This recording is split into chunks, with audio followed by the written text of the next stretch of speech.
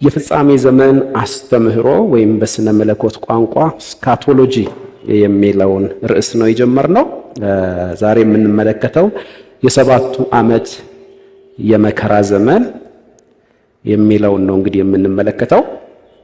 የሰባቱ ዓመት የመከራ ዘመን የቤተ ክርስቲያንን ወይም የቅዱሳንን መነጠቅ ተከትሎ በምድር ሁሉ የሚከሰት የጭንቅ ጊዜ ሲሆን ይህ የመከራ ዘመን በትንቢት መጽሐፍትም አስቀድሞ የተነገረለት ነው።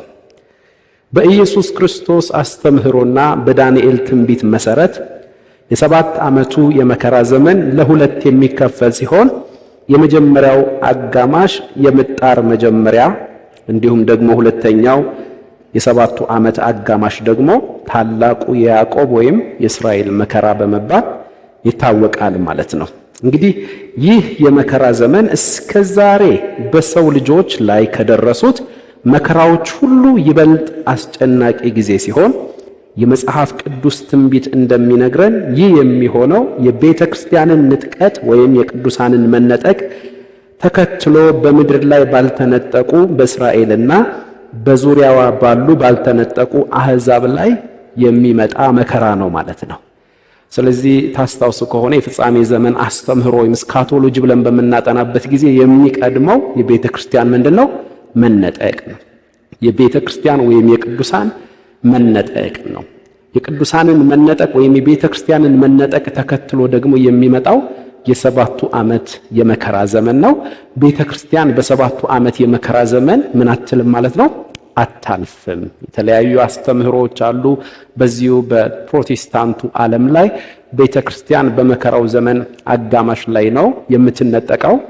እንዲሁም ደግሞ በቤተ ክርስቲያን በመከራው ዘመን ቤተ ክርስቲያን አልፋ ነው ፍጻሜ ላይ የምትነጠቀው የሚል አስተምህሮ አለ። ነገር ግን ቤተ ክርስቲያን ፈጽሞ በመከራው ዘመን ውስጥ ምን አትልም? አታልፍም። የማታልፍባቸው ምክንያቶች ብለን ከአራት ከአምስት በላይ ምክንያቶችን መጽሐፍ ቅዱሳዊ ምክንያቶችን አስቀምጠናል። እንግዲህ ቤተ ክርስቲያን መነጠቅ በሆነበት ወይም የቅዱሳን መነጠቅ በሚሆንበት ጊዜ ያንን ተከትሎ በምድር ላይ የሚመጣ የሰባት ዓመት የመከራ ዘመን አለ። ይህ የመከራ ዘመን ደግሞ በትንቢትም በተለይ ደግሞ ከዳንኤል 70 ሱባኤ ጋር የተያያዘ ስለሆነ የዳንኤልን 70 ሱባኤ ያጠና ሰው የመከራውን ዘመን ለመረዳት ይቀለዋል ማለት ነው። ቀጥሎ ይህ ዘመን በመጽሐፍ ቅዱስ ውስጥ በተለያዩ ስያሜዎች ተጠርቷል። በመጽሐፍ ቅዱስ ውስጥ ይህ የመከራ ዘመን ከመጀመሪያው ከመከራው ዘመን ጅማሬ እስከ መከራው ዘመን ፍጻሜ ወይም እስከ ሰባቱ ዓመት የመከራ ዘመን ፍጻሜ ድረስ ያለው የመከራ ዘመን በተለያየ ስያሜ ተጠርቷል። ትንቢቶችን እናስቀድምና የመከራ ዘመን የሚባለው ወይም የሰባቱ ዓመት የመከራ ዘመን አንደኛ የጌታ ወይም የእግዚአብሔር ቀን ተብሎ ተጠርቷል። ተለይ በዋናነት ደግሞ የሚያሳየን የሰባቱ ዓመት ሁለተኛው አጋማሽ ያለውን ታላቅ የመከራ ጊዜ የሚያሳይ ስለሆነ የጌታ ወይም የእግዚአብሔር ቀን በመባል ይታወቃል። ኢሳይያስ ምዕራፍ 2 ቁጥር 12 ላይ ኢሳይያስ ምዕራፍ 2 ጌታ ሆይ ጸጋ ጨምርልን። ኢሳይያስ ምዕራፍ 2 ቁጥር 12 ላይ እንዲህ የሚል ቃል አለ። የሰራዊት ጌታ የእግዚአብሔር ቀን በትዕቢተኛውና በኩራተኛው ሁሉ ላይ ከፍ ባለውም ላይ ይሆናል፣ እርሱም ይዋረዳል። የሰራዊት ጌታ የእግዚአብሔር ቀን የማን ቀን ተብሎ ነው የተጠራው? የእግዚአብሔር ቀን ወይም ደግሞ የጌታ ቀን ይለዋል በሌላኛው ደግሞ ትንቢት መጽሐፍ ላይ ማለት ነው። ስለዚህ የሰራዊት ጌታ የእግዚአብሔር ቀን በትዕቢተኛውና በኩራተኛው ሁሉ ላይ ከፍ ባለውም ላይ ይሆናል፣ እርሱም ይዋረዳል ይላል። ስለዚህ ይሄኛው አስደንጋጭና በጣም አስደንጋጭ ቀን ስለሆነ ማለት ነው። ምዕራፍ 13 ከቁጥር 6 ጀምሮ ኢሳይያስ ላይ በደንብ እናገኘዋለን። ምዕራፍ 13 ኢሳይያስ ከቁጥር 6 ጀምሮ አባቶይ ለሁላችንም ጸጋ ጨምርልን። የእግዚአብሔር ቀን ቀርቧልና አልቅሱ። አሁን ይሄ እኛን የሚመለከት አይደለም ፈጽሞ።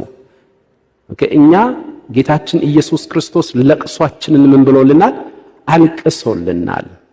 በዚህ ሰዓት የሚከሰተው ለቅሶ፣ በዚህ ሰዓት የሚከሰተው ወንድ ልጅ እንደ ሴት ልጅ የሚያምጥበት የምጥ ቀን፣ የዋይታ ቀን ስለሆነ ፈጽሞ ዋይታ ውስጥ እንዳንገባ፣ ለቅሶ ውስጥ እንዳንገባ መካከለኛው መስቀል ላይ እንደ ወንበዴ ተቆጥሮ እኛን ወክሎ ያለቀሰ ክፍል አለ። በርሱ ማልቀስ፣ በርሱ ሐዘን፣ በርሱ ግርፋት፣ በርሱ መከራ ውስጥ እኛ ከእንደዚህ አይነት መከራዎችና ለቅሶዎች እንዲሁም ዋይታዎች ምን ብለናል? አምልጠናል። ስለዚህ ምን ይላል? ቁጥር 6 የእግዚአብሔር ቀን ቀርቧልና፣ ይህ አስከፊ አስደንጋጭ ቀን ስለሆነ የእግዚአብሔር ቀን ቀርቧልና አልቅሱ፣ ሁሉን ከሚችል አምላክ ዘንድ እንደሚመጣ ጥፋት ይመጣል። ስለዚህ እጅ ሁሉ ትዝላለች፣ የሰው ሁሉ ልብ ይቀልጣል፣ ይደነግጣሉ፣ ምጥና ሕማም ይይዛቸዋል፣ እንደምትወልድም ሴትም ያምጣሉ። አንዱም በሌላው ይደነቃል፣ ፊታቸውም የነበልባል ፊት ነው። እነሆ ምድሪቱንም ባድማ ሊያደርግ ኃጢአተኞቿንም ከእርሷ ዘንድ ሊያጠፋ ጨካኝ ሆኖ በመዓትና በጽኑ ቁጣ ተሞልቶ የእግዚአብሔር ቀን ይመጣል። የሰማይ ከዋክብትና ሰራዊቱ ብርሃናቸውን አይሰጡም። ፀሐይም በወጣች ጊዜ ትጨልማለች፣ ጨረቃም በብርሃኑ አያበራም። ዓለሙን ስለ ክፋታቸው ክፉዎቹንም ስለ በደላቸው እቀጣለሁ፣ የትዕቢተኞችንም ኩራት አዋርዳለሁ። የቀሩትም ከጥሩ ወርቅ ይልቅ የከበሩ ይሆናሉ፣ ሰውም ከኦፊር ወርቅ ይልቅ የከበረ ይሆናል እያለ ያ የእግዚአብሔር ቀን ቁጥር 13 ስለዚህ በሰራዊት ጌታ በእግዚአብሔር መዓት በጽኑ ቁጣ ቀንም ሰማያትን አነቃንቃለሁ፣ ምድርም ከስፍራዋ ትናወጣለች እያለ ይናገራል። ስለዚህ የጌታ ቀን የሚባለው ወይም የእግዚአብሔር ቀን ተብሎ በትንቢት የሚነገረው ይህ ቀን አስደንጋጭ ቀን ነው። ክፉ ቀን ነው። የመዓት ቀን ነው። አልቅሱ ነው የሚለው፣ አምጡ ነው የሚለው። ወንድ ልጅ እንደ ሴት የሚያምጥበት አስደንጋጭ የቁጣ ቀን ነው። ቀጥሎ ኢዮኤል ምዕራፍ 1 ቁጥር 15 ኢዮኤል ምዕራፍ 1 ቁጥር 15 ላይ የእግዚአብሔር ቀን ቀርቧልና ለቀኑ ወዮ፣ እርሱም ሁሉን ከሚችል ከአምላክ ዘንድ እንደ ጥፋት ይመጣል። እንደምን ይመጣል አለ? እንደ ጥፋት ይመጣል። ምን ብሎ ነው የጀመረው? የእግዚአብሔር ቀን ቀርቧልና ለቀኑ ወዮ፣ ለቀኑ ወዮ፣ እርሱም ሁሉን ከሚችል ከአምላክ ዘንድ እንደ ጥፋት ይመጣል። ቀጥሎ እዛው ኢዮኤል ምዕራፍ 2 ቁጥር 11 ኢዮኤል ምዕራፍ 2 ቁጥር 11 እግዚአብሔርም በሰራዊቱ ፊት ድምፁን ይሰጣል፣ ሰፈሩ እጅግ ብዙ ነውና ቃሉን የሚያደርግ እሱ ኃያል ነውና፣ የእግዚአብሔርም ቀን ታላቅና እጅግ የሚያስፈራ ነውና ማንስ ይችለዋል? የእግዚአብሔር ቀን እጅግ ምን የሚል ነው? የሚያስፈራ ነው። እጅግ የሚያስፈራ ነውና ታላቅም ነውና ማን ይችለዋል ይላል። የእግዚአብሔር ቀን አሁንም የቁጣ ቀን ነው። እዚያው ኢዮኤል ምዕራፍ 3 ቁጥር 14 ኢዮኤል ምዕራፍ 3 ቁጥር 14 እግዚአብሔር በጽዮን ሆኖ ድምፁን ከፍ አድርጎ ይጮኻል፣ በኢየሩሳሌም ሆኖ ቃሉን ይሰጣል፣ ሰማይና ምድርም ይናወጣሉ። እግዚአብሔር ግን ለሕዝቡ መሸሸጊያ ለእስራኤልም ልጆች መጠጊያ ነው ይላል። ኦኬ ሶፎንያስ ምዕራፍ 1 ቁጥር 14 እስከ 18 ሶፎንያስ ምዕራፍ 1 ከቁጥር 14 ጀምሮ እስከ 18 ታላቁ የእግዚአብሔር ቀን ቀርቧልና። ተመልከቱ ቅዱሳን፣ ይህንን በመጥቀስ አሁን ቤተክርስቲያንን ቅዱሳንን ማስለቀስ ተገቢ ነው? ተገቢ ነው? ከዚህ የመዓት ቀን ከዚህ የቁጣ ቀን ማን ሊያመልጥ ይችላል የሚለውን እየጠቀሱ ቅዱሳንን ማስለቀስ፣ ወንበር ስር አስገብቶ እየየ ማስባል፣ ወዮ በሉ ብሎ ቅዱሳንን ማስለቀስ ከኃጢአቶች ሁሉ የከፋ ኃጢአት ነው። መሲሁ አልቅሶላቸው፣ መሲሁ ስለነርሱ አንምቶላቸው ዋይታቸውን ወስዶላቸው እያለ ይህ ቀን አስከፊው ቀን እኛንም ይመለከታል ብሎ ማስተማር ራሱን የቻለ ኃጢአት ነው። ሶፎንያስ ምዕራፍ 1 ከቁጥር 14 ጀምሮ እስከ 18 ምን ይላል? ታላቁ የእግዚአብሔር ቀን ቀርቧልና፣ የእግዚአብሔር ቀን ድምፅ ቀርቧል፣ እጅግም ፈጥኗል። ኃያሉም በዚያ በመራራ ለቅሶ ይጮሃል። ያ ቀን የመዓት ቀን፣ የመከራና የጭንቀት ቀን፣ የመፍረስና የመጥፋት ቀን፣ የጨለማና የጭጋግ ቀን፣ የደመናና የድቅድቅ ጨለማ ቀን፣ በተመሸጉ ከተሞችና በረዘሙ ግንቦች ላይ የመለከትና የሰልፍ ጩኸት ቀን ነው። በእግዚአብሔርም ላይ ኃጢአት ሰርተዋልና እንደ ዕውር እስኪሆኑ ድረስ ሰዎችን አስጨንቃለሁ። ደማቸው እንደ ትቢያ ሥጋቸውም እንደ ጉድፍ ይፈርሳል። በእግዚአብሔር ቁጣ ቀን ብራቸውና ወርቃቸው ሊያድናቸው አይችልም። እርሱም በምድር የሚኖሩትን ሁሉ ፈጥኖ ይጨርሳቸዋልና ምድር ሁሉ በቅንዓቱ እሳት ትበላለች ይላል። ስለዚህ የፍርድ ቀን የምን ቀን ነው ማለት ነው? የለቅሶና የዋይታ ቀን ነው። የለቅሶና የዋይታ ቀን ነው። አንደኛ ተሰሎንቄ ምዕራፍ 5 ቁጥር 2 ላይ ሐዋርያው ጳውሎስ ይህንን ቀን አንስቶ ከዚህ ቀን ጋር እኛ አማኞች ግንኙነት እንደሌለን፣ አንደኛ ተሰሎንቄ ምዕራፍ 5 ከቁጥር 1 ጀምሮ የጌታ ቀን አለ፣ የለቅሶ ቀን አለ፣ የዋይታ ቀን አለ። ምጥ እርጉዝን ድንገት እንደሚይዛት ድንገት መከራ የሚመጣባቸው ክፍሎች አሉ። ያ መከራ እውነት እኛን ይመለከተናል ወይ? የሰባቱ ዓመት ዘመን መከራ በተለይ ደግሞ የጌታ ቀን የተባለው በሰባቱ ዓመት አጋማሽ 3 ዓመት ተኩል በኋላ ያለው ታላቁ የያዕቆብ መከራ የሚባለው ስለሆነ ያ ቀን እኛን የሚመለከት ነው ወይ? እኛን የሚመለከት ነው ወይ? እንዳትረሱ አንደኛ ተሰሎንቄ ምዕራፍ 5 ላይ ነው አስፈሪውን ቀን የሚዘረዝረው። ከዛ በፊት ግን አንደኛ ቆሮንቶስ ምዕራፍ 4 ቁጥር 13 ጀምሮ እስከ 18 ድረስ ስለ ቅዱሳን መነጠቅ ካወራ በኋላ ነው። እኛ ከተነጠቅን በኋላ ነው ምዕራፍ 5 የጌታ ቀን ወይም ደግሞ አስፈሪው የእግዚአብሔር ቀን የሚባለው የሚቀጥለው። ለምሳሌ አንደኛ ተሰሎንቄ ምዕራፍ 4 ቁጥር 17 ላይ ቁጥር 16 ጀምሮ ጌታ ራሱ በትእዛዝ በመላእክትም አለቃ ድምፅ በእግዚአብሔርም መለከት ከሰማይ ይወርዳልና በክርስቶስም የሞቱ አስቀድመው ምን ይላሉ? ይነሳሉ። ከዚያም በኋላ እኛ ሕያዋን ሆነን የምንቀረው ጌታን በአየር ለመቀበል ከነርሱ ጋር በደመና እንነጠቃለን፣ እንዲሁም ሁልጊዜ ከጌታ ጋር እንሆናለን። ስለዚህ እርስ በርሳችሁ በዚህ ቃል ተጽናኑ ነው አልቅሱ ነው የሚለው። እርስ በርሳችሁ ምን በሉ? ተጽናኑ። ስለዚህ የኛን መነጠቅ ከነገረን በኋላ ይህ መነጠቅ ደግሞ ለቤተ ክርስቲያን የተባረከ ተስፋዋ ነው። ስለዚህ ቅዱሳን ሁላችን ከተነጠቅን በኋላ ከጌታ ጋር ሁልጊዜ ከእርሱ ጋር እንሆናለን። ስለዚህ እርስ በርሳችሁ በዚህ ቃል ምን በሉ? ተጽናኑ። አሁን ለኛ ምን ሆነልን?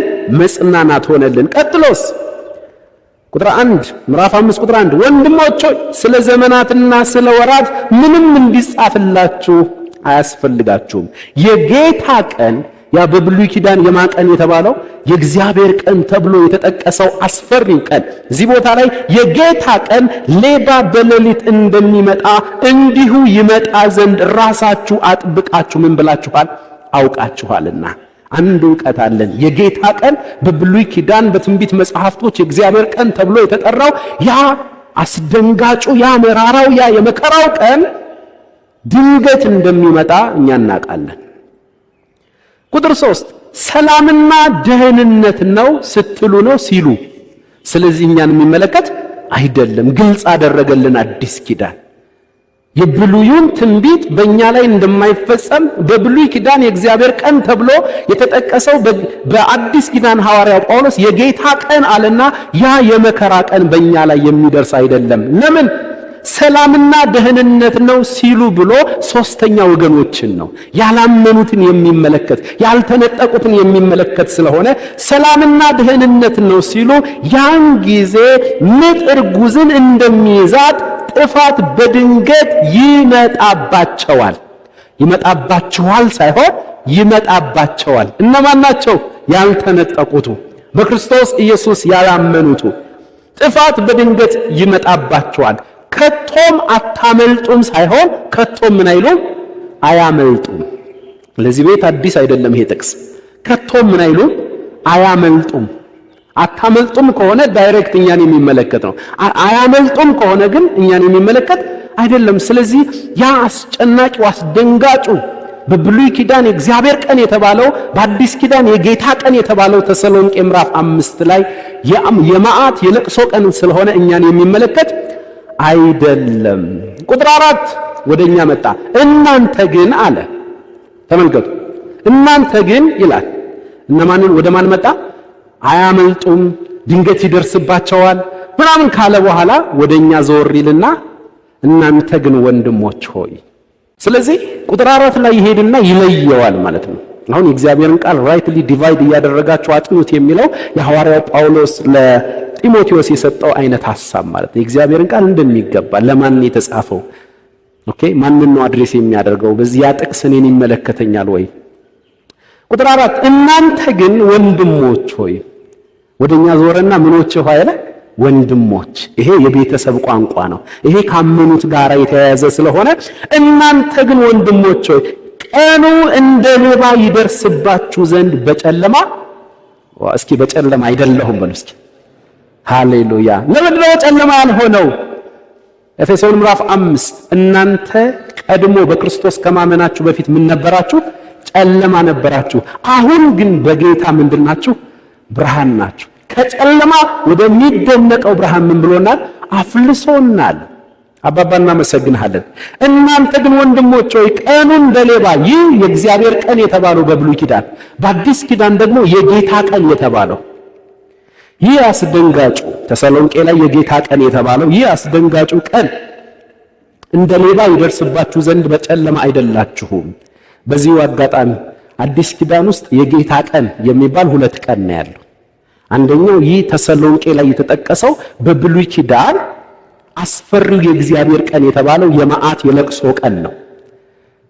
ሐዋርያው ጳውሎስ ተሰሎንቄ ላይ የማን ቀን ያለው? ምዕራፍ 5 ቁጥር 2 ላይ የጌታ ቀን ብሎታል። ይሄ ከብሉይ ኪዳኑ ከእግዚአብሔር ቀን ጋር የሚገናኘው የመዓት የለቅሶ የመከራ ቀን ነው።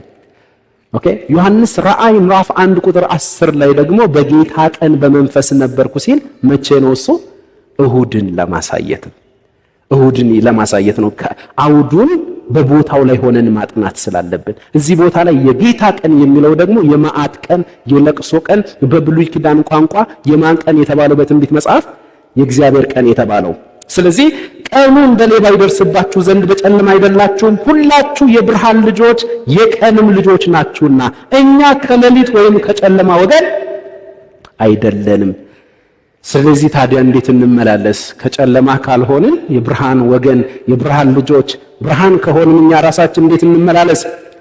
ቁጥር 6 እንግዲያስ እንንቃ በመጠንም እንኑር እንጂ እንደሌሎቹ አናንቀላፋ። የሚያንቀላፋ በሌሊት ያንቀላፋልና የሚሰክሩም በሌሊት ይሰክራሉ። ምን አንበል ነው የሚለው?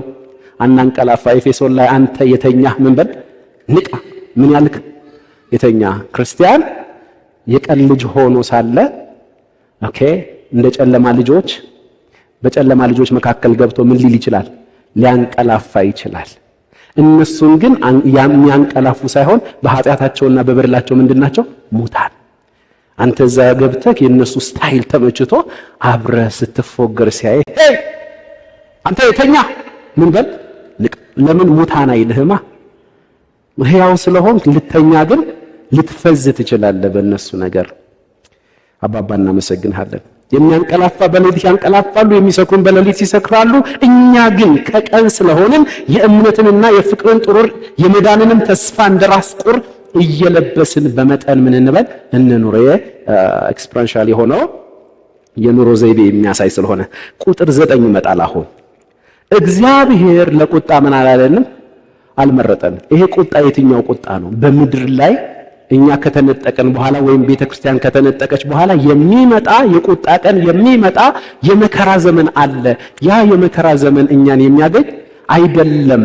እዚህ ጋር ያለው የቁጣ ቀን የዘላለም ቁጣውን ሳይሆን በመከራ ምክንያቱም አውዱን ጠብቀን ስናጠና የጌታ ቀን የሚባለው የቁጣ ቀን እኛን የሚያገኘን አይደለም ነው። ከዘላለም ጥፋት፣ ከዘላለም እሳት፣ ከገሃነም ፍርድ ጋር የተያያዘ አይደለም። እውነት ነው።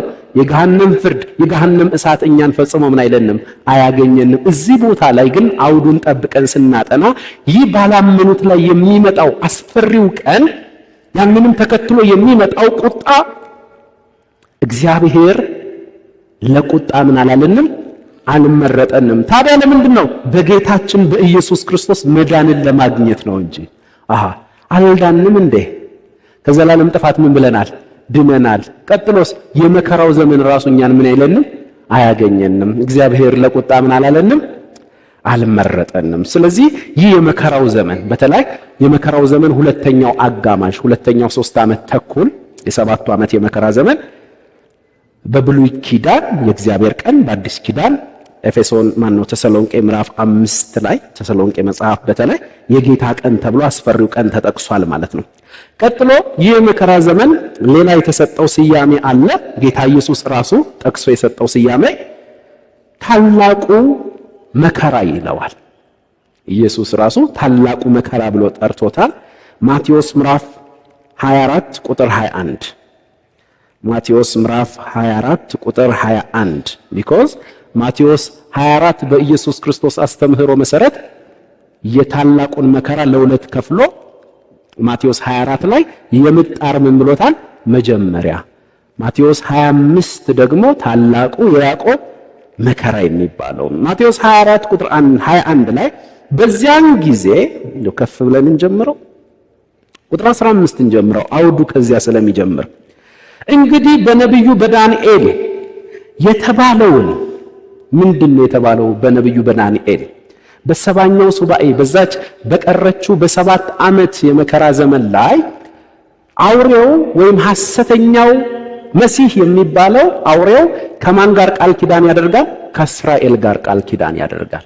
ተመልከቱ እንግዲህ በነቢዩ በዳንኤል የተባለውን የጥፋትን እርኩሰት በተቀደሰችው ስፍራ ቆሞ ስታዩ አንባቢው ያስተውል። አንባቢው ምን ይበል? ያስተውል። ምን እናስተውል? በዚያን ጊዜ በይሁዳ ያሉት ወደ ተራራዎች ምን ይበሉ? ይሽሹ። ስለዚህ አንተን የሚመለከት አይደለም። ሽሹ የተባሉት ራሱ አይሁዳውያን ናቸው። በእነርሱ ላይ የሚመጣ የያዕቆብ መከራ የመከራው ዘመን የ7 ዓመት የመከራ ዘመን ሁለተኛው አጋማሽ ስለሆነ በዚያን ጊዜ በይሁዳ ያሉት ወደ ተራራዎች ይሽሹ። በሰገነትም ያለ በቤቱ ያለውን ሊወስድ አይውረድ። በእርሻም ያለ ልብሱን ይወስድ ዘንድ ወደ ኋላ አይመለስ። በዚያችም ወራት ለእርጉዞችና ለሚያጠቡ ወዮላቸው። ነገር ግን ሽሽታችሁ በክረምት ወይም በሰንበት እንዳይሆን ጸልዩ። በዚያን ጊዜ ተመልከቱ ከዓለም መጀመሪያ ጀምሮ እስከ ዛሬ ድረስ ያልሆነ እንግዲህም ከቶ የማይሆን ታላቅ መከራ ይሆናልና። እነዚያ ቀኖችስ ባያጥሩ ሥጋ የለበሰ ሁሉ ባልዳነ ነበር። ነገር ግን እነዚያ ቀኖቹ ስለተመረጡቱ የመንግስት ወንጌል ሰምተው የሚድኑ ቅሬታ አይሁዶች አሉ። ስለተመረጡት የሚለው ስለነርሱ ነው። ነገር ግን እነዚያ ቀኖች ስለተመረጡት ሰዎች ምን ይላሉ? ያጥራሉ። ስለዚህ በዚያን ጊዜ ከዓለም መጀመሪያ ጀምሮ እስከ ዛሬ ድረስ ያልሆነ እንግዲህም ከቶ የማይሆን ታላቅ መከራ ይሆናል ብሎ ጌታችን ኢየሱስ ክርስቶስ ከዳንኤልም ጠቅሷል። እንደገና ደግሞ ይችን ቃል ደግሞ ከኤርሚያስ ነው የሚወስዳት። ከኤርሚያስም ይወስዳል ማለት ነው። እሺ ኤርሚያስ ላይ ይችን ቃል ምን ይላታል? የያዕቆብ መከራ ዘመን ይለዋል። የያዕቆብ ወይም ደግሞ በሌላ ስሙ የእስራኤል ማለት ነው። የእስራኤል መከራ ዘመን ኤርሚያስ ምዕራፍ 30 አባቶይ አይኖቻችንን ክፈትልን። ኤርሚያስ ምዕራፍ 30 ቁጥር 5 እንጀምር። እግዚአብሔር እንዲህ ይላልና የሚያስፈራ ድምፅ ሰምተናል፣ የፍርሃት ነው እንጂ የሰላም አይደለም። ጠይቁ፣ ወንድ ይወልድ እንደሆነ ተመልከቱ። ስለምን ሰው ሁሉ እንደ ወላድ እጁን በወገቡ ላይ አድርጎ ፊቱም ሁሉ ወደ ጥቁረት ተለውጦ አየው። ኤርምያስ ምን እያለ ነው? ፕሮፌሲ እያየ ነው። ከፊት ለፊት እግዚአብሔር ስለዚያ ታላቅ ቀን ስለ ያዕቆብ መከራ ዘመን እያሳየው ነው። ጠይቁ ወንድ ይወልድ እንደሆነ ተመልከቱ። ስለምን ሰው ሁሉ እንደወላድ እጁን በወገቡ ላይ አድርጎ ፊቱም ሁሉ ወደ ጥቁረት ተለውጦ አየው። ወዮ ያ ቀን ታላቅ ነውና። ያ ቀን ምንድነው? ታላቅ ነው። ችን ቃል አሁን አንድ የሆነ መድረክ ላይ የሚቆም ሰው ተጠቅሞ ወዮ የሚል ርዕስ የሚወዱ አሉ። ወዮ ያ ቀን ታላቅ ነው። እስኪ እንጸልያለን። ወዮ እያለን እስኪ ወንበር ውስጥ እንገባለን ቢል ፈጽሞ ይሄ ጥቅስ ወዮ ብሎልኛል፣ አልቅሶልኛል፣ አንብቶልኛል። ኢየሱስ ክርስቶስ ከጌቴ ሰማኒ አትክልቱ ስፍራ ጀምሮ ተፈጸመ ብሎ ራሱን አሳልፎ እስኪሰጥ ድረስ በመከራ ውስጥ ያለፈው፣ በውርደት ውስጥ ያለፈው፣ ራቁቱን የተደረገው፣ ልብሱን የተገፈፈው፣ መስቀል መሸከም አቅቶት ደሙ ሁሉ ፈሶ በየቦታው ሲወድቅ የነበረው፣ ለ6 ሰዓታት መስቀል ላይ ተሰፍቶ ኤሎሂ ኤሎሂ ላማ ሰበቅታኒ እያለ ሲጮህ የነበረው እርሱ እኔ ወዮ እንዳልል ነው፣ አንተ ወዮ እንዳትል ነው። ሂሳብ ተከፍሏል። እስኪ አሜን። ስለዚህ ወዮ ያ ቀን ታላቅ ነውና እርሱንም የሚመስል የለምና። ያ የያዕቆብ መከራ ዘመን ደስ አይልም? ያ የቤተ ክርስቲያን መከራ ዘመን ይላል አይልም? ያ የያዕቆብ ወይ ሌላ ስሙ የእስራኤል መከራ ዘመን ነው። ነገር ግን ከእርሱ ምን ይላል? የተመረጡት የተባሉት ምን ይላሉ? ይድናሉ፣ ይድናሉ። ደስ ይላል። እዚህ ጋር ለየት አድርጎልናል። ወዮ ያ ቀን ታላቅ ነውና እርሱን የሚመስል የለምና ብለህ ካቆምክ ጥሩ አይመጣም። ያ ቀን ማንን ነው የሚመለከተው? ወዮ የሚለውስ ማን ነው? ደስ የሚለው የማን መከራ ዘመን አለው? የያዕቆብ ወይም የእስራኤል መከራ ዘመን። 3 ወገኖች ተብለን ደግሞ ተማምረናል። በብሉይ ኪዳን 2 ወገኖች ነበሩ። ሰፊው የዓለም ሕዝብ አሕዛብ ተብሎ ይጠራል። በአያታቸው በአብርሃም መጠራትና በአባታቸው በያዕቆብ ስም መለወጥ ምክንያት ደግሞ እስራኤል የተባለ የኪዳን ሕዝብ አለ። አብዛኛው የብሉይ ኪዳን መጽሐፍት በሙሉ በትንቢት የሚነገረው የሚመለከታቸው እነሱን ነው። በብሉይ ኪዳን ቤተክርስቲያን ነበረች እንዴ? ፈጽመው። ጌታ ኢየሱስ ክርስቶስ ለመጀመሪያ ጊዜ ስለ ቤተክርስቲያን ተናገረ። ሰዎች የሰውን ልጅ ማን ይሉታል ብሎ በጠየቀ ጊዜ እናንተስ እኔን ማን ትሉኛላችሁ ሲል ያኔ እግዚአብሔር ለጴጥሮስ መገለጥን ሲሰጠው አንተ ክርስቶስ የሕያው የእግዚአብሔር ምንድነህ? ልጅ ነህ። ስምዖን ጴጥሮስ ሆይ ብፁዕ ነህ። ነገር ግን ይህንን ያሁኑን መገለጥ የሰማይ አባቴ ገልጦልሃል እንጂ ሥጋና ደም አላለልህም፣ አልገለጠልህም። ስለዚህ በዚህችም ዓለት ላይ ቤተ ክርስቲያኔን ምላለሁ እሰራለሁ ማለት ገና ፊውቸር ቴንስ ነው እየተጠቀመ ያለው። ገና ምን አላለችም? ወደ ህልውና አልመጣችም። ለምን? በጌታ በኢየሱስ ክርስቶስ ሞትና ትንሣኤ ነው ወደ ህልውና የምትመጣው። ይህንን ነገር በብሉይ ኪዳን የመጀመሪያው አዳም ሚስቱን ለማግኘት ከባድ እንቅልፍ ተኝቶ ነበር። ከባድ እንቅልፍ ውስጥ ተኝቶ ነበር። እግዚአብሔር በከባድ እንቅልፍ ውስጥ አስገባውና ከጎኑ አጥንትን ወስዶ ሴት አድርጎ ሰራ። ሲነቃ ተመልከቱ፣ አዳም ሊመጣ ላለው ለኋለኛው አዳም ምኑ ነው? ምሳሌውና ጥላው ነው። ሲነቃ ከጎኑ አንዲት ሴት ቆማለች። ይቺ ሴት አጥንቷ ከአጥንቴ ስጋዋም ከስጋዬ ከወንድ ተገኝታለችና ምን ትባል? ሴት ትባል። እንደዚሁ ሁሉ ኋለኛው አዳም ከባድ እንቅልፍ፣ ጌታ ኢየሱስ ክርስቶስ ከባድ እንቅልፍ በምድር ልብ ውስጥ ለስንት ቀን ተኝቷል? ወይም በመከራው በሞት ውስጥ አልፏል ለ3 ቀን። ከሙታን መካከል ሲነሳ ማን ወደ ህልውና መጣች? ቤተ ክርስቲያን። ስለዚህ የጌታ ኢየሱስ ክርስቶስ ሞትና ትንሣኤ ውጤት ስለሆነች ቤተ ክርስቲያን ገና ኢየሱስ ምን አለ? በዚህችም ዓለት ላይ ቤተ ክርስቲያኔን ምን እላለሁ? እሰራለሁ። ስለዚህ በበዓለ ሃምሳ ቀን ወደ ህልውና መጣች፣ አካል ለበሰች ማለት ነው። አሁን አንድ ንባብ በምታነቡበት ጊዜ ከ3ቱ ወገን አብዛኛው የዓለም ሕዝብ አሕዛብ ተብሏል። እስራኤል የኪዳን ሕዝብ አለ። በአዲስ ኪዳን ደግሞ በጌታ በኢየሱስ ክርስቶስ ሞትና ትንሣኤ ደግሞ የመጣች ደግሞ ማናለች? ቤተ ክርስቲያን አለች። ስለዚህ የማነበው የመጽሐፍ ቅዱስ ክፍል ማንን ነው የሚመለከተው? ከ3ቱ አሕዛብን ነው የሚመለከተው። ለትምህርት ሊሆነኝ ይችላል፣ እኔን ግን አይመለከተኝ። አይሁድን ወይም እስራኤልን ነው የሚመለከተው። ለትምህርት ሊጠቅመኝ ይችላል፣ አዎ። ነገር ግን ፈጽሞ ያ ነገር እኔን የሚመለከት አይደለም። ለቅድስት ቤተክርስቲያን የተጻፈ ነው። እሱ ሙሉ በሙሉ ለሕይወት መመሪያ እኔን ምን ይለኛል? ይመለከተኛል ብላችሁ ነው ማጥናት ያለባችሁ። ስለዚህ እዚህ ቦታ ላይ ወዮ ያ ቀን ታላቅ ነውና እርሱን የሚመስል የለም ብለን በሉ እናለቅሳለን ብለን እንዳናለቅስ ቀጥሎ ምን አለ? ለቅሶ ባለቤት አለው። ዝም ብለህ ባገኘኸው አጋጣሚ የለቅሶ ጥቅስ ሰብስበህ ማልቀስ አይፈቀድም። ይሄ ለቅሶ ባለቤት አለው። እርሱን የሚመስል የለምና ያ የመከራ ዘመን፣ ያ የለቅሶ የምጥ ዘመን የማን ዘመን ተብሏል? የያዕቆብ ወይም የእስራኤል መከራ ዘመን። ይህንን ጠቅሰ ማልቀስ አይፈቀድልም። ለቅሶ ራሱ የተመደበው ለአንተ ሳይሆን ለማን ነው? የሰው ለቅሶ ራሱ መቀማት ጥሩ አይደለም። የሰው ደስታ ብቻ አይደለም፣ የሰው ለቅሶ። ዝም ከተባልን እኛ የሰው ለቅሶ ሁሉ ቀምተናል ማለት ነው። ስለዚህ የያዕቆብ የመከራ ዘመን ነው እንጂ እኛን የሚመለከት አይደለም። የሰባቱ ዓመት የመከራ ዘመን ከኛ ጋር የተገናኘም አይደለም። አራተኛ ታላቁ የቁጣ ቀን ብሎታል። ራእይ ምዕራፍ 6 የሚገርም እኮ ነው። ራእይ ምዕራፍ 6 ላይ መጠቀሱ ራሱ ታላቁ የቁጣ ቀን ተብሏል። የመከራው ዘመን በተለይ ሁለተኛው አጋማሽ ራእይ ምዕራፍ 6 ቁጥር 17 እኔ ግርም ይለኛል። የእግዚአብሔር መንፈስ ሊድ ያደረጋቸው በእርሱ ቁጥጥር ውስጥ ሆነው ስለሆነ የጻፉት ማለት ነው። ስህተት የሚባል ነገር የለውም መጽሐፉ።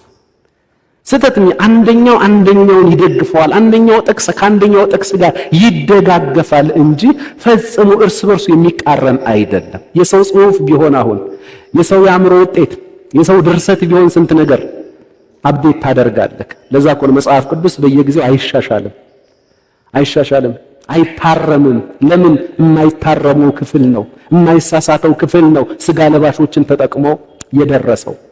ደራሲው ዘላለማዊ ነው መንፈስ ቅዱስ። ይሄ ቅዱስ ቃል ምናዊ ነው? ዘላለማዊ ነው። የሆነ ጊዜ ላይ አፕዴት አታደርገውም። ጊዜ ያለፈበት አይባልም። ጊዜ የማያልፍበት አምላክ ስለጻፈው እናመሰግንሃለን ስለ ቅዱሱ ቃልክ። ራእይ ምዕራፍ 6 ቁጥር 17 ላይ መጠቀሱ ለምን ገረመኝ መሰላችሁ?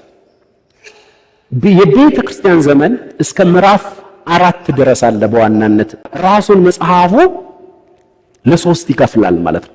ራእይ ምዕራፍ 1:19 ላይ መጽሐፉ ራሱን ለሶስት ይከፍላል። ያየኸውን ምዕራፍ 1፣ አሁን ያለውን ምዕራፍ 2 እና ምዕራፍ 3፣ ከዚህ በኋላ ሊሆን ያለውን የሚለው ደግሞ ከምዕራፍ 4 በኋላ ያለውን ነው። እሺ ምዕራፍ 2 እና ምዕራፍ 3 ሁላችንም በምናውቀው ቋንቋ የአብያተ ክርስቲያናት ዘመን፣ የሰባቱ አብያተ ክርስቲያናት ዘመን ከኤፌሶን ጀምሮ እስከ ሎዶቅያ ድረስ ያሉት ሰባቱ አብያተ ክርስቲያናት አሉ። አንዷ ቤተ ክርስቲያን የምታልፍባቸውን ሰባቱን ዘመናት የሚያሳየን የምታልፍባቸውን ወደ ህልውና ከመጣችበት ከባለ 50 ቀን ጀምሮ እስክትነጠቅ ድረስ የምታልፍባቸው መንገዶች አሉ። ምን ይመስላሉ? ሁልጊዜም ነገር በስንት ነው የሚቋጨው? በሰባት ስለሆነ ፍጽምና የሞላው ቁጥር ስለሆነ የመለኮት ቁጥር ስለሆነ ቀናትን ሲፈጥር ያኔ ስንት ቀን ነው የፈጠረው? 7 ቀን። ስንት ዲስፔንሴሽን አለው? 7 ዲስፔንሴሽን። ስንት አብያተ ክርስቲያናት? 7 አብያተ ክርስቲያናት። ስንት መቅረዝ? 7 መቅረዞች። አመልከት። ስንት ዋይታዎች? 7 ዋይታዎች። ስንት መለከት? 7 መለከት። ስንት መላእክቶች? 7 መላእክቶች። መጽሐፉ ራሱ በስንት የተሞላ ነው? በ7 የተሞላ ነው። ምንድነው 7 ሲባል 7 ዲቫይን ነምበር ነው። ስለዚህ ቤተክርስቲያን ወደ ህልውና ከመጣችበት ከባለ 50 ቀን ጀምሮ እስክትነጠቅ ድረስ ያለው በሰባቱ አብያተ ክርስቲያናት ተመስሏል። 7ቱ ካለቀ በኋላ ቤተክርስቲያን በዚህ ምድር ላይ ምንም አትሰራም። ምን ትላለች? ትነጠቃለች። የምትነጠቀው ምን ላይ ነው? ምዕራፍ 4 ላይ ዮሐንስ ራእይ ምዕራፍ 4 ላይ ዮሐንስ ራሱ ቤተክርስቲያንን ወክሎ ነው ወደ ላይ የወጣው። ምክንያቱም ዮሐንስን የሚመለከት ስላልሆነ ከምዕራፍ 4 በኋላ ያለው ምዕራፍ 4 ቁጥር 1 ላይ ከዚያም በኋላ አየሁ፣ እነሆም በሰማይ የተከፈተ ደጅ መነጠቅ ሊሆን ነው፣ እንደ መለከትም ሆኖ ሲናገረኝ የሰማሁት ፊተኛው ድምፅ ወደዚህ ውጣና ከዚህ በኋላ ሊሆን የሚያስፈልገውን ነገር አሳይሃለሁ አለ። አሁን ዮሐንስ ከዚህ በኋላ ያለውን መዓት፣ ከዚህ በኋላ ያለውን በጣም ለቅሶ፣ መከራ የሚመለከተው የት ሆኖ ነው? ላይ ሆኖ ነው። ዮሐንስ ማንን ወክሎ ነው ማለት ነው? ቤተ ክርስቲያንን ወክሎ ቅዱሳንን ወክሎ ነው። ስለዚህ ምዕራፍ 4 እንደተነጠቀ ወደ መከራውም አይሄድም። ቤተ ክርስቲያን በተነጠቀች ጊዜ ምንድነው የሚያጋጥማት? ምንድነው የሚያጋጥማት? በዙፋኑ ላይ የተቀመጠውን እግዚአብሔር አብን አየሁ አለ። በዙፋኑ ፊት ለፊት እንደታረደ በቆሞ ያለውን እግዚአብሔር ወልድ ጌታ ኢየሱስን አየሁ። በዙፋኑ ዙሪያ እንደ እሳት መብራት ሆኖ ያለውን መንፈስ ቅዱስን እግዚአብሔር መንፈስ ቅዱስን አየሁ። ሥላሴ አብ ወልድ መንፈስ ቅዱስ ስንት አምላክ? አንድ አምላክ። እርሱን የሚያመልኩ እልፍ አላፍ መላእክቶች ደግሞ አሉ። ቅዱስ ቅዱስ ቅዱስ እያሉ ሳያርፉ የሚያመልኩት እዚያ ማህበር ውስጥ ነው የተቀላቀለው። ስለዚህ የት እንደምንሄድ ገብቶናል ማለት ነው። ምን አይነት የአምልኮ ዓለም እንደምንቀላቀል ዋው! እናመሰግናለን። እልፍ አላፍ መላእክቶች ቅዱስ ቅዱስ ቅዱስ እያሉ የሚያመልኩበት ያንን ፕሬዘንስ ነው የምንቀላቀል። ከዛስ ምዕራፍ 4 እንዴት እንደሚመለክ አምልኮ ምን እንደሚመስል ምዕራፍ 5 አሁንም አምልኮ ቀጠለ። ከምዕራፍ 6 ጀምሮ እስከ ምዕራፍ 19 ድረስ የመከራው ዘመን ይቀጥላል ማለት ዋይታ ይቀጥላል። የተለያዩ መለከቶች አሉ፣ የተለያዩ ፈረሶች አሉ፣ የተለያዩ ለቅሶዎች በምድር ላይ ይከሰታሉ። እነዚያ ለቅሶዎችና ዋይታዎች እኛን እንዳያገኙን አስቀድመን ምን ብለናል? ተነጥቀናል። አስቀኛው ወርሺፕ ውስጥ ገብተናል። አትበጥብጡን ማለት እኮ ነው። ወርሺፕ ውስጥ ገብተናል። ከዛ የበጉ ሰርግ ራት አለ። ወደ በጉ ሰርግ ራት የተጠሩ ምንድናቸው? ብፁዓን ናቸው። ወደ በጉ ሰርግ ራት ታዳሚዎች ነን እኛ። ወደ በጉ ሰርግ ራት ከመግባታችን በፊት ቤማ የሚባል አለ። በግሪክ ቋንቋ ቤማ ማለት የፍርድ ወንበር ማለት ነው። በስራችን ላይ የሚፈረድበት ኦኬ። እንደ ቃሉ ከሆነ የኖር ነው። አገልግሎታችን እንደ ቅዱስ ቃሉ፣ ወጣትነታችን እንደ ቅዱስ ቃሉ፣ እጮኝነታችን እንደ ቅዱስ ቃሉ፣ ትዳራችን እንደ ቅዱስ ቃሉ፣ ልጅ አስተዳደጋችን፣ ኑሯችን፣ ምልልሳችን ሁሉ እንደ ቅዱስ ቃሉ ክርስቶስን የሚያሳይ አብን የሚያስከብር ከሆነ ጌታችን ኢየሱስ ክርስቶስ በአባቱና በመላእክቱ ሁሉ ፊት ይመሰክርልሃል። አክሊልን፣ ብድራትን፣ ሽልማትን ለነ ጳውሎስ፣ ለነ ጴጥሮስ፣ ለሐዋርያቱ፣ ለታመኑ ወንድሞች ሁሉ ምስክርነትን ይሰጣል። ላንተም ያን ጊዜ ምስክርነት ሲሰጥ መላእክቶች ሁሉ እንዴት ነው የሚመለከቱ? ለምን? ለመላእክቶች ይሄው ስተው አያውቁም። ከተፈጠሩበት ጊዜ ጀምሮ የብርሃን መላእክቶች እርሱን ሁልጊዜም እንዳመለኩ ነው።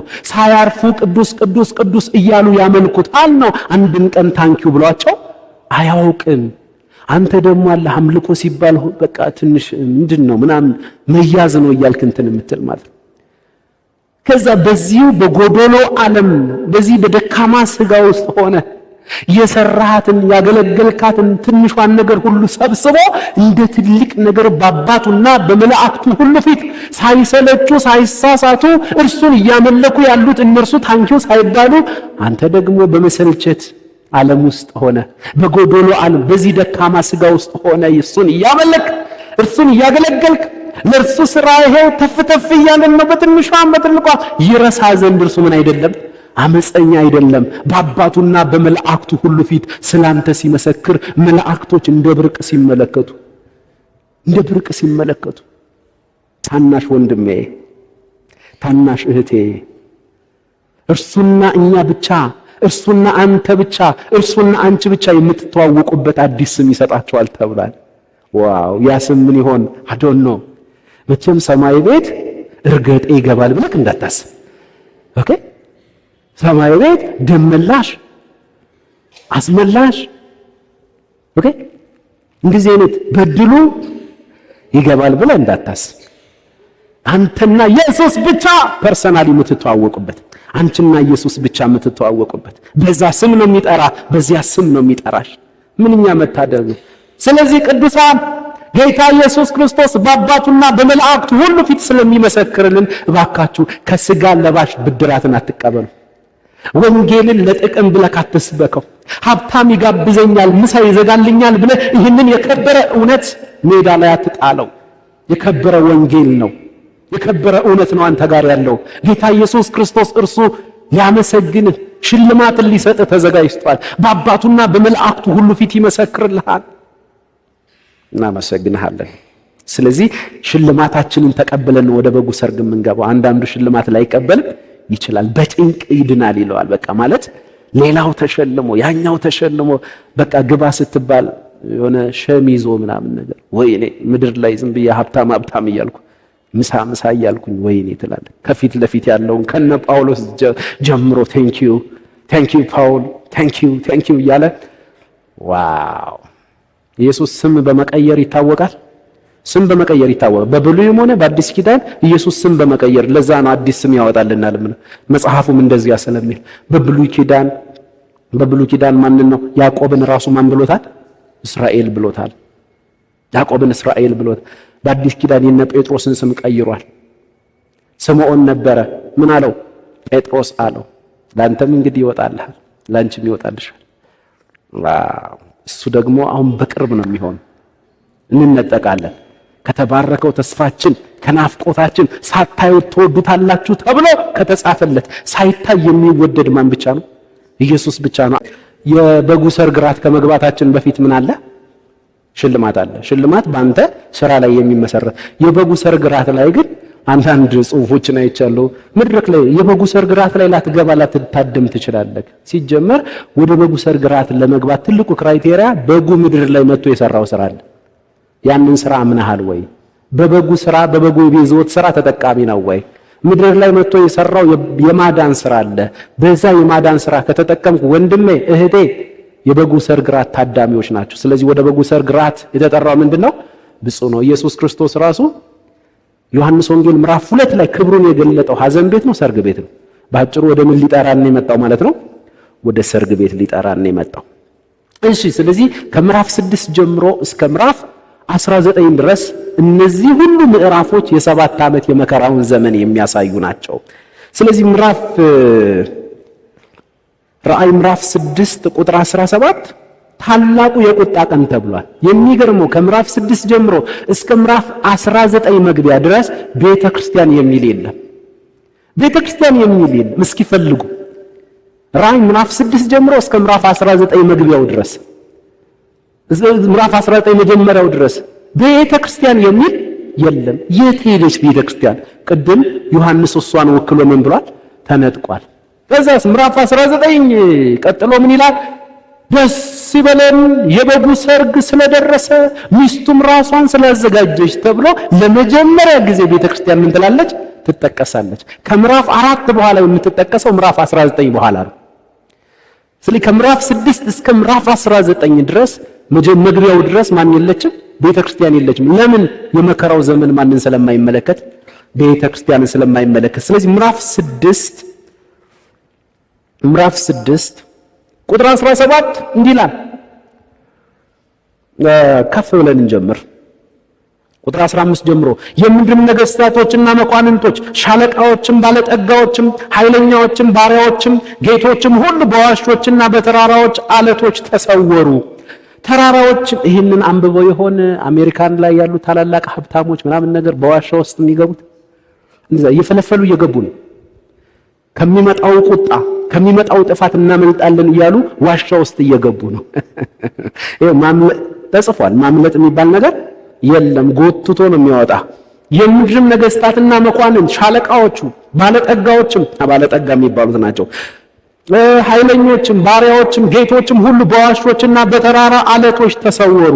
ተራራዎችንና አለቶችንም በላያችን ውደቁ፣ በዙፋንም ከተቀመጠው ፊት ከበጉም ቁጣ ሰውሩን፣ ታላቁ የቁጣው ቀን መጥቷልና ማንስ ሊቆም ይችላል አሏቸው። ስለዚህ ታላቁ የምን ቀን? የቁጣ ቀን። ብትሰወር ብትሸሸግ አይደለም ዋሻ ውስጥ እናት ሆድ ውስጥ ተመልሰ ብትገባ እንደገና አውጥቶ የመከራ ዘመኗን ምን ትላለህ? ትቀበላለህ። ከእንደዚህ አይነት ስጋት ማረፍ የምትችለው በጌታ በኢየሱስ ክርስቶስ የቤዛነት ሥራ በማመን ነው። እርሱ ሊያሳርፈን ነው። ያለቀሰው ይሄ ለቅሶ እንዳያገኘን ነው። በዋይታ ውስጥ ያለፈው ይሄ ለቅሶ እንዳያገኘን ነው። አባባ እናመሰግናለን። እንግዲህ ስያሜዎችን ነው እያየን ያለ ነው። የመከራው ዘመን የዳንኤል ቀሪ የሰባኛ ሱባኤ ስለሆነ የዳንኤል ሙሉ ሱባኤ ደግሞ እስራኤልን እንጂ ቤተክርስቲያንን የሚመለከት አይደለም። ሰባው ሱባኤ በሙሉ ሕዝቤ እስራኤልን እንዳለ ዳንኤል ሲንበረከክም ደግሞ ስለ እስራኤል ነገር ስለሆነ ሊጸልይ የገባው እስራኤልን በሚመለከት 70 ሱባኤ ተያይዞ ተሰጥቷል። ስለዚህ 70 ሱባኤ ሙሉ ከእስራኤል ሕዝብ ጋር እንጂ የሚገናኘው ከቤተ ክርስቲያን ጋር የሚገናኝ አይደለም። ይህንን ሁሉ አሁን ያልነው ለምንድን ነው? የ70 ሱባኤ ነው ይህንን ሁሉ ያስወራል። 69ኛው ሱባኤ ላይ ባለማመናቸው ምክንያት እነርሱ ከመግቦት ውጭ ሆኑ፣ የደረቁ አጥንቶች ሆኑ። በብሉይ ኪዳን ዘመን የማትታወቅ የብሉይ ኪዳን የእምነት አባቶች በዝርዝር የማያውቋት የሚስጥር ፔሬድ የቤተ ክርስቲያን ዘመን ደግሞ በ69ኛውና በ70ኛዋ በቀረችው በአንዷ ሱባኤ በ7 ዓመቷ መካከል መሃል ላይ ገባ ማለት። ይሄ የጸጋ ዘመነ መግቦት፣ የቤተ ክርስቲያን ዘመነ መግቦት፣ የሚስጥር ዘመን ብሎታል። ኤፌሶን ምዕራፍ 3 ከቁጥር 3 ጀምሮ ሐዋርያው ጳውሎስ የሚስጥር ዘመን ነው። በ69ኛውና በ70 በቀረችው በአንዷ በ70ኛዋ ወይም በ7 ዓመቷ ዘመን መካከል ምን ገባ? ይቺ የሚስጥር ዘመን የቤተ ክርስቲያን ዘመን። አሁን የአሕዛብ ሙላት እየሆነ ነው። አሁን በቅርቡ ልንነጠቅ ነው። ማን እንደሆነ አናቅም። የመጨረሻ አማኝ ማን እንደሆነ አናቅም። ወንድ ይሁን ሴት ይሁን አናቅም። የት ሀገር ዜጋ እንደሆነ ያ ሰው በሚያምንበት ጊዜ የአሕዛብ ሙላት ሲሆን ቤተ ክርስቲያን ወደ ሙላቷ ስትገባ የቅዱሳን ወይም የቤተ ክርስቲያን ምን ይሆናል? መነጠቅ። ይቺ የሚስጥር ዘመን ይቺ መሃል ላይ የገባችው የቤተ ክርስቲያን ዘመን መነጠቅ ይሆናል። አሁን 69ኙ ላይ የቀረችው አንዷ ሱባኤ ትቀጥላለች። ቤተ ክርስቲያን ከተነጠቀች በኋላ የምትቀጥለው አንዷ ሱባኤ ወይም 7 ዓመቷ የ69ኛው ሱባኤ ቀጣይ ናት። አሁን የመከራው ዘመን በምንልበት ጊዜ ቤተ ክርስቲያንን አይመለከትም ስንል ሲጀመር ሱባኤው የ69ኛዋ ሱባኤ ቀጣይ ነች። ሙሉ 70 ሱባኤ ደግሞ ከቤተ ክርስቲያን ጋር ሳይሆን ከእስራኤል ሕዝብ ጋር የተያያዘ ነው። ከእስራኤል ሕዝብ ጋር የተያያዘ ነው። እንግዲህ ጌታችን ኢየሱስ ክርስቶስ ሁለቱን በተለይ 70ውን ሱባኤ ለሁለት ከፍሎ ያስተማረው። የመጀመሪያውን የምጣር መጀመሪያ ብሎታል ማቴዎስ 24 ላይ በሚያስተምርበት ጊዜ። ቀጥሎ ደግሞ ከማቴዎስ 24 መጨረሻ ጀምሮ እስከ ማቴዎስ 25 ድረስ ደግሞ ታላቁ የያዕቆብ ወይም የእስራኤል መከራ ብሎታል። እንግዲህ በታላቁ መከራ ጊዜ አስፈሪ የሆነ ጦርነት ይካሄዳል። ራብ፣ ቸነፈር፣ የተፈጥሮ ጥፋቶች፣ እንደዚህ አይነት ነገሮች በሙሉ ይከሰታሉ። ራእይ ላይ ያሉት 4ቱ ፈረሶች፣ 7ቱ ማህተሞች፣ 7ቱ መለከቶች እነዚህ ሁሉ የፍርድ ማሳያ ስለሆኑ እነሱ ሁሉ የሚከሰቱት መቼ ነው ማለት ነው? በ7ቱ ዓመት የመከራ ዘመን፣ በተለይ ደግሞ በዋናነት ሁለተኛው 3 ዓመት ተኩል አጋማሽ ላይ ሁለተኛው አጋማሽ 3 ዓመት ተኩል ቀሪው 3 ዓመት ተኩል እሱ የመከራ ዘመን ይሆናል ማለት ነው። በዚህ የመከራ ዘመን የሚከሰቱ ጥፋቶች አሉ። ከዚህ የተነሳ ማቴዎስ 24 ላይ ያሉት የጌታ ኢየሱስ ክርስቶስ ትንቢቶችና በዮሐንስ ራእይ ምዕራፍ 6 ላይ ደግሞ የሚቀጥሉ ትንቢቶች አሉ። ማቴዎስ 24 ጌታ ኢየሱስ ክርስቶስ የ7ቱን ዓመት መከራ ዘመን ሲያስተምር የተናገራቸው ትንቢቶች አሉ። እነዛ ትንቢቶች ዮሐንስ ራእይ ከምዕራፍ 6 በኋላ የ7ቱ ዓመት የመከራ ዘመን ነው እንዳልነው በዚያ የመከራ ዘመን ላይ በተለይ ምዕራፍ 6 ላይ የሚከሰቱ ጥፋቶች አሉ። እነዚህ ጥፋቶች ተመሳሳይ መሆናቸውን እናያቸው። ጌታ ሆይ ጸጋ ጨምርልን። በማቴዎስ ምዕራፍ 24 ኢየሱስ ያስተማራቸው ወይም የተናገራቸው ትንቢቶችና በራእይ ምዕራፍ 6 የተገለጠው ስለ መከራው ዘመን የሚናገረው የትንቢት ተመሳሳይነትን እንመለከታለን። አንደኛ ማቴዎስ ምዕራፍ 24 ሐሰተኛ ነቢያቶች ይነሳሉ፣ ማታለል፣ ሐሰተኛ መሲህ የክርስቶስ ተቃዋሚዎች እንደሚነሱ ጌታችን ኢየሱስ ክርስቶስ በማቴዎስ ወንጌል ምዕራፍ 24 ቁጥር 4 ቁጥር 5 እና ቁጥር 11 ላይ አስተምሯል። ቀጥሎ ማቴዎስ 24 ከቁጥር 23 ጀምሮ እስከ 26 ድረስ አስተምሯል። ሐሰተኛ ነቢያቶች ይነሳሉ በማለት እንዲሁም ዮሐንስ በራእዩ ምዕራፍ 6 ከቁጥር 1 ጀምሮ እስከ 2 ድረስ አንደኛው ማህተም ሲፈታ በነጭ ፈረስ ላይ የተቀመጠው ይወጣል፣ እርሱንም ተከትሎ በምድር ላይ መንፈሳዊ ቀውስ ስለሚፈጠር ማታለል የክርስቶስ ተቃዋሚ ሐሰተኛ ነቢያቶች እንደሚነሱ ይናገራል። ተመልከቱ የትንቢቱ ተመሳሳይነት ማቴዎስ 24 ላይ ጌታ ኢየሱስ ክርስቶስ በትንቢት መልኩ ያስተማረው ትምህርትና ራእይ ምዕራፍ 6 ላይ የሚከሰተው ክስተት አንድ አይነት መሆኑ እየረበሸህ ነው። እንሳቆ እየረበሸህ ነው። ለቀጥል ይድ ስለዚህ የመጀመሪያው ሐሰተኛ ነቢያቶች ምን ይላሉ ነው? ይነሳሉ ነው። ሁለተኛ ጌታችን ኢየሱስ ክርስቶስ በማቴዎስ 24 ላይ እንዳስተማረው ጦርነቶች ይፈጠራሉ፣ የጦር ወሬዎች ህዝብ በህዝብ ላይ ምን ይላል? ይነሳል። ማቴዎስ 24 ከቁጥር 6 ጀምሮ እስከ 7 ድረስ እናገኘዋለን። ይህንን ራእይ ጋር አገናኝቶ ሁለተኛው ማህተም ሲፈታ ቀይ ወይም ዳማ ፈረስ ላይ የተቀመጠው ይወጣል፣ እርሱም ተከትሎ በምድር ላይ የሰላም እጦት፣ መገዳደል፣ ታላቅ ጦርነት እንደሚሆን ራእይ ምዕራፍ 6 ከቁጥር 3 ጀምሮ እስከ 4 ድረስ ይናገራል።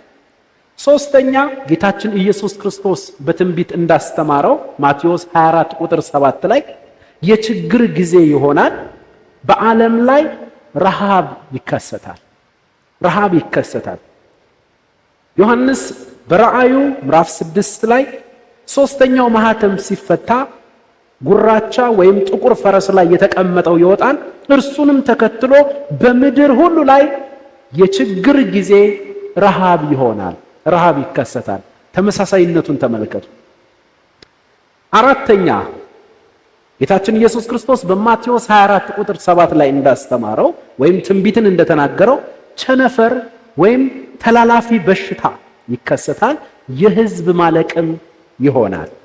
ይህንን ዮሐንስ በራእዩ ምዕራፍ 6 ከቁጥር 7 ጀምሮ እስከ 8 አራተኛው ማህተም በሐመር ፈረስ የተቀመጠው ይወጣል፣ እርሱንም ተከትሎ በምድር ላይ የህዝብ ማለቅ፣ ሞት፣ ተላላፊ በሽታ ይሆናል። አምስተኛ ጌታችን ኢየሱስ ክርስቶስ ማቴዎስ 24 ቁጥር 9 ላይ በትንቢት እንዳስተማረው ስደት፣ መከራ፣ ለሞት ተላልፎ መሰጠት ይሆናል። ዮሐንስ በራእይ ምዕራፍ 6 ከቁጥር 9 እስከ 10 ያንኑ ሐሳብ እንዳየው አምስተኛው ማህተም ሲፈታ የሰማዕታት መሰዋት፣ ስደት፣ መከራ፣ ስቃይ፣ ለሞት ተላልፎ መሰጠት ይሆናል። ስድስተኛ ጌታችን ኢየሱስ ክርስቶስ በማቴዎስ 24 ቁጥር 7 ላይ በትንቢት እንደተናገረው የተፈጥሮ አደጋ፣ የምድር መናወጦች ይከሰታሉ።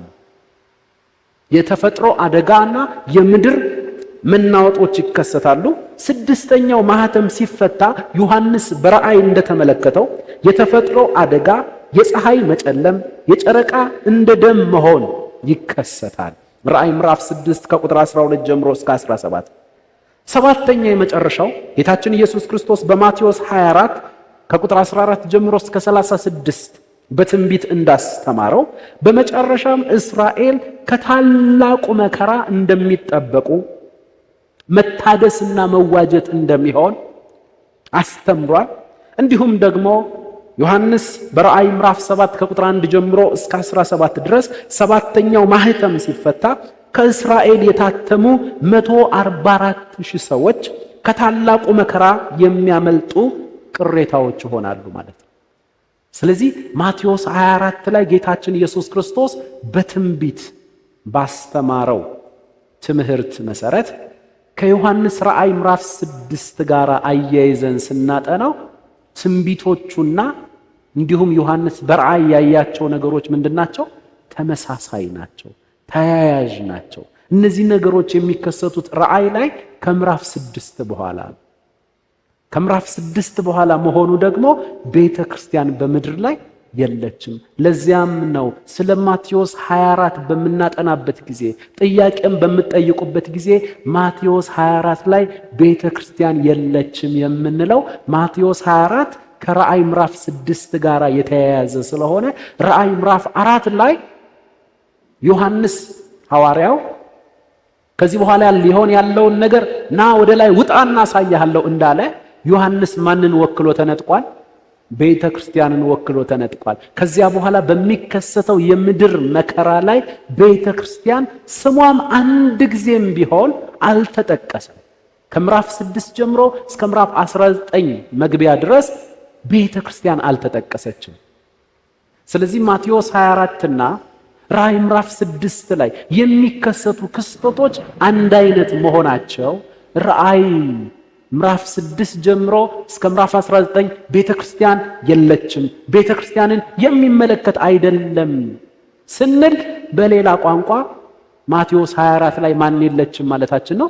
ቤተክርስቲያን የለችም። ኢየሱስ ክርስቶስ ግልጽ አድርጎ በትንቢትም እንዳስተማረው በባለፈው ወንድሜ ዳዊት ሲያስተምረን ነበር። ማቴዎስ ምዕራፍ 24 ከቁጥር 1 ጀምሮ ኢየሱስ ክርስቶስም ከቤተ መቅደሱ ምን አለ? ወጣ። ወጥቶ ወዴት ነው ሄደው? ወደ ደብረ ዘይት ተራራ። በደብረ ዘይትም ተራራ ተቀመጠ። ሐዋርያቶቹም ደቀ መዛሙርቱም መጥተው ጠየቁት። ስለ መምጣትህና ስለ መጨረሻው ዘመን ምን በለን ነው? ንገረን እስኪ፣ ያመቼ ይሆናል ነው። ያ ነገር ስለ መምጣትህ ደግሞ ስለ ዓለም መጨረሻ ንገረን፣ ስለ ፍጻሜ ስካቶሎጂካል ነገሮችን ነው። ኢየሱስም በትንቢት መልኩ ያብራራ ያለው እነዚያን ነገሮች ነው። እውነት ነው። ማቴዎስ ምዕራፍ 24 መጀመሪያዎቹ ቁጥሮች ላይ ስለ 70 ዓመት መከራ በ70 ዓመት ላይ ስለሚከሰተው ነገር ተናግሯል። ድንጋይ በድንጋይ ላይ ይሆናል፣ ስለ መቅደሱ መፍረስም ተናግሯል። ይሄ መጀመሪያ አካባቢ ላይ የተከሰቱ ክስተቶች ናቸው። ቀጥሎ ደግሞ በመከራው ዘመን ላይ ምን እንደሚከሰት ተናግሯል። ቀጥሎ በመከራው ዘመን ወይም የመከራው ዘመን ለምንድን ነው ቤተክርስቲያንን የማይመለከታት? አንዳንድ ሰዎች በሚያስተምሩበት ጊዜ የመከራው ዘመን ማንን ይመለከታል ይላሉ? ቤተክርስቲያንን ይመለከታል ይላሉ። እውነት የመከራው ዘመን ቤተክርስቲያንን የሚመለከት ነው ወይ? ቅዱሳን ሁላችን ልብ ልንል የሚገባን እውነት ይህ የመከራ ዘመን ቤተክርስቲያንን ወይም ቅዱሳንን የሚመለከት አይደለም። ለምን ሲባል ቢያንስ 4 ምክንያቶች እናስቀምጣለን። አንደኛ ራእይ ምዕራፍ 3 እና አንደኛ ተሰሎንቄ ምዕራፍ 5 ቁጥር 9 ላይ በተጻፈው የተስፋ ቃል መሰረት በምድር የሚኖሩትን ይፈትናቸው ዘንድ በዓለም ሁሉ ላይ ሊመጣ ካለው ከፈተና ሰዓት እጠብቅሃለሁ ተብሎ ስለተጻፈ ለቤተ ክርስቲያን ጌታችን ኢየሱስ ክርስቶስ ቢያንስ እንኳን 2 የተስፋ ቃልን ሰጥቷል። 2 የተስፋ ቃልን ሰጥቷል። ስለዚህ ጌታ ኢየሱስ ክርስቶስ በሰጠው የተስፋ ቃል መሰረት ቤተ ክርስቲያን ከመከራው ዘመን ምን ትላለች? ትሰወራለች። አንደኛ ራእይ ምዕራፍ 3 ላይ እስኪ እንሂድ። ራእይ ምዕራፍ 3 ጌታ ሆይ ጸጋ ጨምርልን። ቁጥር 10 ላይ ከፊላደልፊያ ቤተ ክርስቲያን ጋር በተገናኘ የተናገረ የተስፋ ቃል አለ። ቁጥር 10 የትዕግስቴን ቃል ስለጠበቅ እኔ ደግሞ በምድር የሚኖሩትን ትንሽ ቀንስልኝ። ቁጥር 10 የትዕግስቴን ቃል ስለጠበቅ ሶሪ ቴዲዬ ሶሪ እንትን ስሜታዊ ትሆናለህ። እዚህ ስትቆም ነው የምታውቀው። ሶሪ በጣም ቁጥር 10 ራእይ ምዕራፍ 3 ቁጥር 10 የትዕግስቴን ቃል ስለጠበቅ እኔ ደግሞ በምድር የሚኖሩትን ይፈትናቸው ዘንድ በዓለም ሁሉ ላይ ሊመጣ ካለው ከፈተናው ሰዓት ምን እልሃለሁ? እጠብቅሃለሁ። ይህ የፈተናው ሰዓት የመከራው ዘመን ነው። ስለዚህ ሊመጣ ያለ በምድር የሚኖሩትን ሊፈትን ሊመጣ ያለ ምን አለ? የፈተና ሰዓት አለ፣ የመከራ ሰዓት አለ። ከዚያ ሰዓት ምን እልሃለሁ? እጠብቅሃለሁ ተብሏል፣ ሰውርሃለሁ ተብሏል። አንድ ዘን ተሰሎንቄ ላይ በምንሄድበት ጊዜ ደግሞ ሁለተኛ ተሰሎንቄ ምዕራፍ 2 ቁጥር 11 እና 12 እንመጣበታለን። ነገር ግን አንደኛ ተሰሎንቄን እንደ ኦርደሩ አንደኛ ተሰሎንቄ ምዕራፍ 5 ቁጥር 9 እንዲህ ከቁጥር 1 ጀምሮ ቅድም ስላጠና ነው እኛን የሚመለከት አይደለም። አንደኛ ተሰሎንቄ ምዕራፍ 5 ቁጥር 9 እግዚአብሔር ለቁጣ ምን አላለንም? አልመረጠም። ታዲያ ምንድነው? በጌታችን በኢየሱስ ክርስቶስ መዳንን ለማግኘት ነው እንጂ። ስለዚህ በመከራው ዘመን የሚከሰተው ቁጣና ጥፋት ፈጽሞ እኛን ምን አይለንም? አያገኘንም። እግዚአብሔር ለምን አልመረጠንም? ለቁጣ አልመረጠንም። ታዲያ በክርስቶስ ኢየሱስ መዳንን ምን ለማለት ነው? ለማግኘት ነው እንጂ። እንደገና ሁለተኛ ተሰሎንቄ ምዕራፍ 2 ቁጥር 11 እና 12 ስለዚህ ምክንያት በእውነት ያላመኑ ያ ነገር የሚከሰትባቸው እነማን ላይ ነው? ያላመኑት ላይ ነው። በእውነት ያላመኑ ነገር ግን በአመፅ ደስ ይላቸው የነበሩ ሁሉ ፍርድን እንዲቀበሉ ሐሰትን ያምኑ ዘንድ እግዚአብሔር የስህተትን አሰራር ምን ይልባቸዋል? ይልክባቸዋል። ስለዚህ በእውነት ያላመኑትን የሚመለከት ስለሆነ በእውነት ያመነውን እኛን ምን አይለንም? አይመለከተንም። ሁለተኛ ቤተክርስቲያን በመከራው ዘመን የማታልፍበት ምክንያት የመከራው ዘመን የዳንኤል ቀሪ 7ኛ ሱባኤ ስለሆነ የዳንኤል ሙሉ ሱባኤ ደግሞ እስራኤልን እንጂ ቤተክርስቲያንን የሚመለከት አይደለም።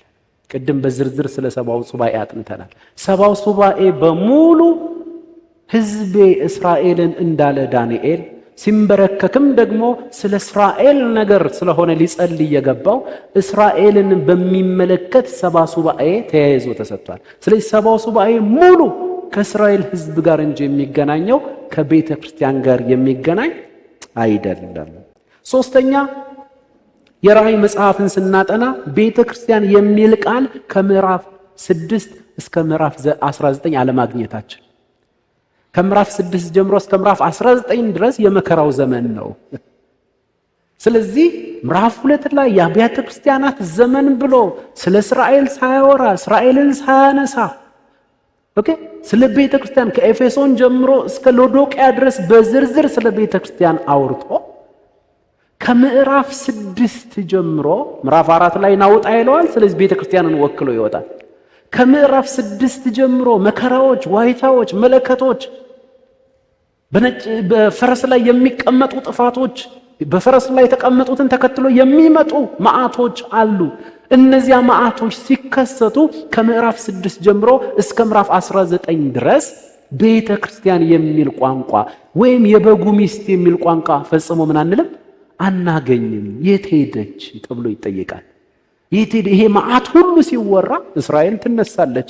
ምዕራፍ 11 እና ምዕራፍ 12 ላይ ምዕራፍ 11 እና ምዕራፍ 12 ላይ በሰማይ መቅደስ ያለውን ታቦቱን ተመለከትኩ ይላል። የቃል ኪዳኑን ታቦት ተመለከትኩ ካለ ይሄ ታቦት ከማን ጋር ያለውን ነገር የሚናገር ነው? ከእስራኤል ጋር። ያቺ 12 ከዋክብቶችን አድርጋ የወጣች ሴት አለች። ያቺ ሴት አሁንም ማንን ነው የምታመለክተው? እስራኤልን የምትናገር ናት። ከእስራኤል ጋር በተገናኘ የእስራኤል ስምና ምሳሌዎች ይነሳሉ። ቤተ ክርስቲያን ግን ፈጽሞ የለችም። ከምዕራፍ 6 ጀምሮ እስከ ምዕራፍ 19 ድረስ የት ሄደች? ያ መከራ ሁሉ እሷን ስለማይመለከት አስቀድማ ምን ብላለች? ተነጥቃለች። አራተኛና የመጨረሻው በምሳሌና በጥላ መልኩ አንዳንድ ጊዜ ማጥናት ትሩ ስለሆነ በብሉይ ኪዳን የሄኖክን ምሳሌነት ማጥናት እንችላለን። የሄኖክንና የኖህን ነገር አንስተን ማጥናት እንችላለን። የሎጥን ምሳሌነት ማጥናት እንችላለን። ምን ማለት ነው? ሄኖክ መጽሐፍ ቅዱስ ምን ይላል? ስንተኛ ትውልድ ነው ይለዋል?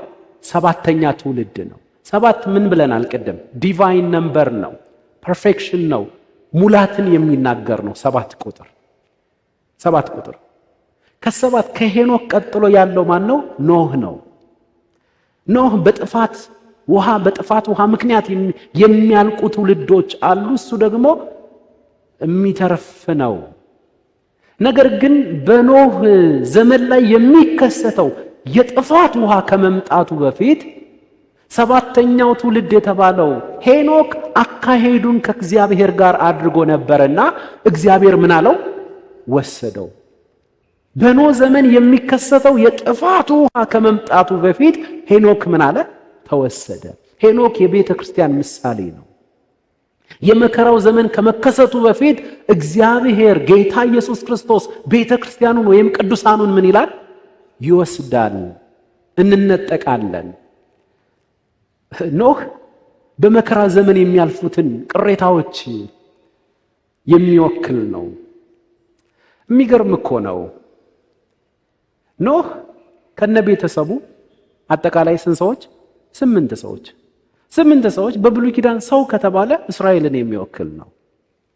ግን ያንን ኖህ ያዘጋጀውን እግዚአብሔር አዘጋጅ ብሎ ያዘጋጀውን መርከብ በሙሉ የሞላው ምንድን ነው? እንስሳ ነው። እንስሳ አሕዛብን የሚወክል ነው። አሁንም ወደ ሺህ ዓመት መንግስት የሚገርመው ነገር በረከቱ የእስራኤላውያን ሆኖ ወደ ሺህ ዓመት መንግስት የሚገባው በብዛት ማን ነው? አሕዛብ ነው። ለምን? ያቺ መርከብ ሄዳ ምን ላይ ነው የተቀመጠችው? ተራራ ላይ፣ አራራት ተራራ ላይ። ተራራ ደግሞ ምን ነው የሚወክለው? ኪንግደምን ነው የሚወክለው። ኢየሱስ ክርስቶስ በተራራ ላይ ቆሞ የተራራው ስብከት ሲባል ኪንግደም በሚመጣበት ጊዜ የንጉሱ ስርዓት ነገር ምን እንደሚመስል ከዛ የጥፋት ውሃ ካለፈ በኋላ ኖህ ከልጆቹ ጋር ከእንስሶቹ ጋር ወደ ምድር ወረደ። ኦኬ፣ የጸዳ ምድር ምን ማለት ነው? የሺህ ዓመት መንግስት ይጀምራል ማለት ነው። ጌታ ኢየሱስ ክርስቶስ ጠላቶችን ሁሉ ያጠፋል። የእስራኤልን ጠላቶች ሁሉ ይበቀልና በአርማጌዶን ጦርነት ላይ በዝርዝር እንመጣበታለን። የሺህ ዓመት መንግስት ይጀምራል። ሰይጣንና አጋንንቶቹ ለ1000 ዓመት ምን ይላሉ? ይታሰራሉ። ስለዚህ የመከራው ዘመን ይህንን ይመስላል። ኔክስት ላይ ከመከራው ዘመን ጋር በተያያዘ የሁላችንም ጥያቄ ያለ 10ቱ ቆነጃጅቶች አንዱ ይወሰዳል፣ አንዱ ይቀራል የሚል ነገር አለ። ምንድነው መወሰድ? መወሰድን በጽሁፍ እንኳን ትልልቅ የሚባሉ ሰዎች መነጠቅ ነው ብለዋል። አይደለም። በምንድን ነው የሚወሰዱት? ከሚወሰደው ይልቅ እንዲያውም በጽሁፍ ምን የሚለው ነው? የሚቀረው ነው። በወፍጮ ሳሉ አንዷ ትወሰዳለች፣ አንዷ ትቀራለች። በእርሻ እያሉ አንዱ ይወሰዳል፣ አንዱ ይቀራል ሲል ይወሰዳል የሚለውን መነጠቅ አድርገው ነው የተሸወዱት ብዙዎቹ። ፈጽሞ መነጠቅ አይደለም። በሰባቱ ዓመት መከራ ዘመን በተለይ ወደ 7ቱ ዓመት የፍጻሜ ታይም ላይ የሚከሰቱ አስደንጋጭ ነገሮች አሉ። እርሱን አያይዘን እንማራለን ማለት ነው።